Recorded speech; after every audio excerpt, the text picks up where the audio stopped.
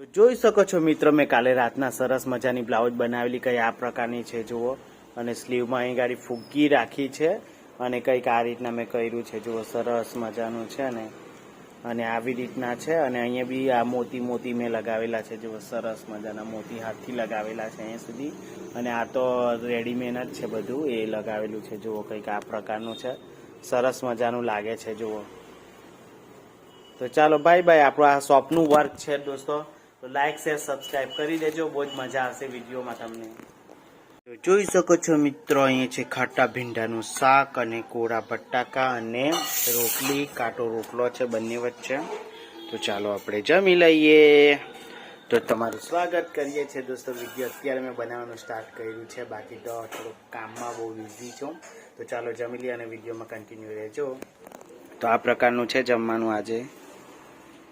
જોઈ શકો છો આપણું આ ઘર છે અને મેં જમી લીધું છે અને હવે આપણે જઈ રહ્યા છે દુકાનની અંદર. તો જો મેં બાઇકને સ્ટાર્ટ કરી દીધી છે અને ચાલો હવે જઈએ. જો આ રીતના વાતાવરણ છે, કંઈક આ રીતના તમે જોઈ શકો છો. તો ચાલો દુકાને જઈને મળ્યા તમને ત્યાં સુધી. જય શ્રી કૃષ્ણ. જોઈ શકો છો દુકાનમાં આપણે આવી ગયા છે. આપણી દુકાન છે આ કઈ આ પ્રકારની અને આ બ્લાઉઝ છે સીવા માંડ્યા. આજે બહુ કામ છે તો ડાયરેક્ટ ઇવનિંગમાં મળીએ. ત્યાં સુધી અત્યારે આપણે થોડુંક આ કામ કરી લઈએ. કેટલું કામ કર્યું બતાવી દેવા તમને તો થોડી વારમાં મળ્યા. ત્યાં સુધી बाय बाय.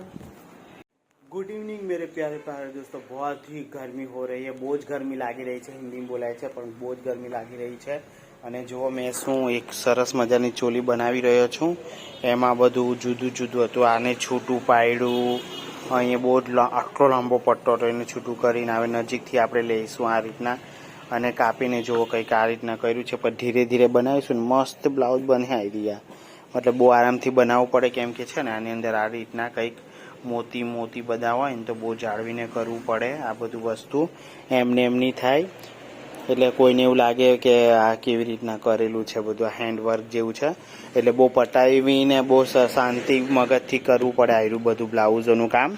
તો એવું લાગે પછી આ બ્લાઉઝો સીવતા એટલું બધું આમ સમય બી જાય ને સમય આપવો પડે. પછી આપણે સિલાઈ કહીએ ને કે આટલી થઈ તો એ લોકો એમ કહે કે તમે તો કેટલી બધી સિલાઈ લે કે.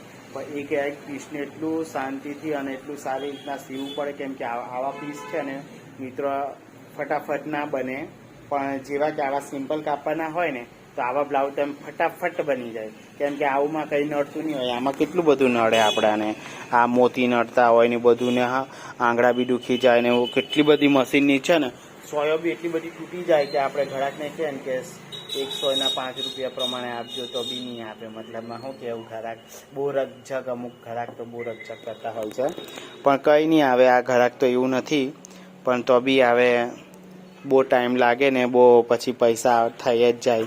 આ ઘરાકને મેં એક આ બ્લાઉઝ સરસ મજાની મેં જ બનાવી આપેલી, એમને ફિટિંગ બહુ જ ગમેલું. આ બધું લટકણ મેં પાછળ કરી આપેલું, દોરીનું જ આ બધું આવું બધું મેં કરીને આપેલું તો એમને બહુ ગમેલું. તે બ્લાઉઝ મને પાછા સીવવા માટે આવી પાછા આવે. જોઈએ આ બ્લાઉઝ પાછા શું રિસ્પોન્સ આવે.